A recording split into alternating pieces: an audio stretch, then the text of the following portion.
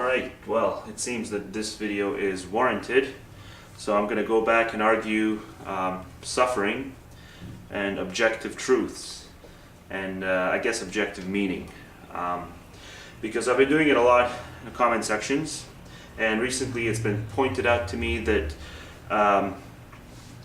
espousing what I espouse, that suffering does in fact amount to a negative, an objective negative, and saying so emphatically, I've been lumped in basically with Venom Fang X's. You know what the opposition told me is that doing so means you're no different than Venom Fang X, because you're apparently it's an emotional appeal, and we're taking that and we're applying it as some sort of an objective, and we have no scientific formula that backs us up when we make this argument that suffering is in fact a negative. There's no little E equals MC squared that can back up that suffering is in fact a negative. Therefore, making these arguments makes us, just makes us practically theists. I mean, it's just so transparent to me what the motive is behind this sort of attempt at discrediting the suffering sucks objectively argument. It's fucking clear beyond. It's just painfully clear. Let's apply this to anything. Okay, there's a lot of well accepted truths that are espoused every day by the majority of the populace, in which you don't see atheists especially going around nagging. For instance, let's say somebody goes and makes freedom of speech argument, arguing for freedom of speech. Let's say they go ahead and make an argument talking about how civilization is a smart investment to make. Let's say they do the one man's freedom ends when another man's freedom begins argument. A lot of these are made to this very day, well accepted by most people, and obviously none can be backed up by any sort of a scientific formula. None of them can be quantified. Despite that, though, they are perfectly accepted, and nobody challenges these truths that we've accepted. I don't see any nitpickers, any naggers going around talking, at a sort of freedom rally. Well, you guys shouldn't really be making freedom rallies, because we can't scientifically quantify. There's no formula that proves that freedom is an objective positive. So you guys are just a bunch of theists. So the question that I pose to people telling me that my summary of suffering is a negative, if that's as bad, if that makes me a theist in a way, emphatically saying so, that it does suck, emphatically, and acknowledging that I don't have a scientific formula backing me up on it. Okay, if that makes me a theist, well, what's to stop me from saying that all the other fucking shit that we accept without a scientific formula? What's to stop me from just writing all that off as theology as well? Freedom, theology. We shouldn't really believe or disbelieve in freedom. No, it's a neutral concept. People who suppress freedom, well, that's not a negative.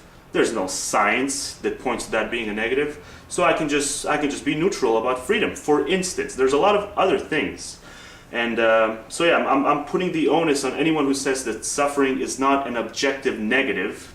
I'm putting the onus on you to go to any of these other things that we've pretty much defined as positives.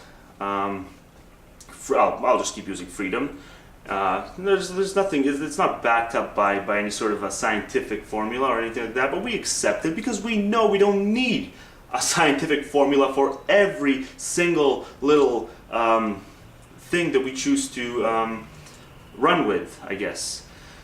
So there is a bit of an inconsistency with this. It's only, and especially seeing as how there's only a handful of people who are really making videos about this suffering thing. It's me, it's Emendum, the Morbid Atheist made a video about it. So it's a very small number of people who are really, investing in this idea that suffering is a negative. and using it as a platform to a conclusion, which I'll get to in a bit.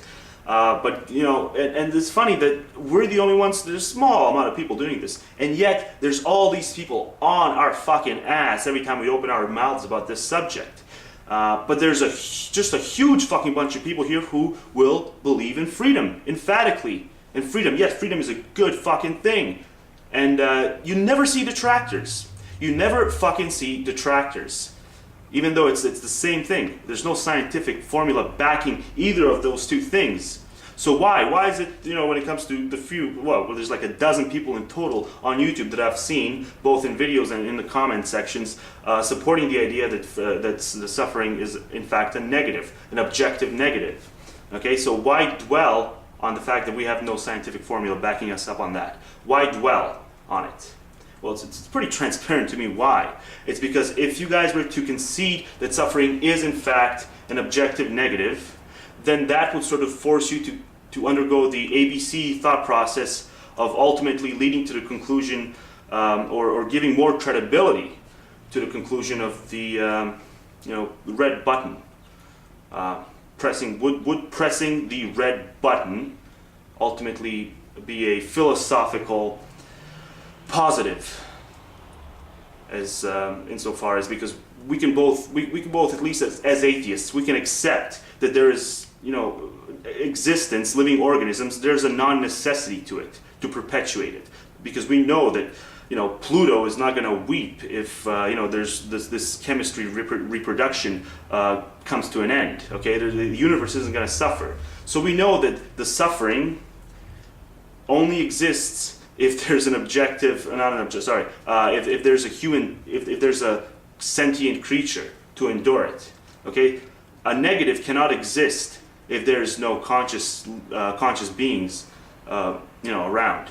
So if we admit that suffering is in fact an objective negative, and if we can find a way to sort of eliminate that negative, and if we can agree that there is a non-necessity to existence, well, to me that only leads to one place, and that's either the graceful exit or the red button, which is ultimately, like Eminem said, the green button.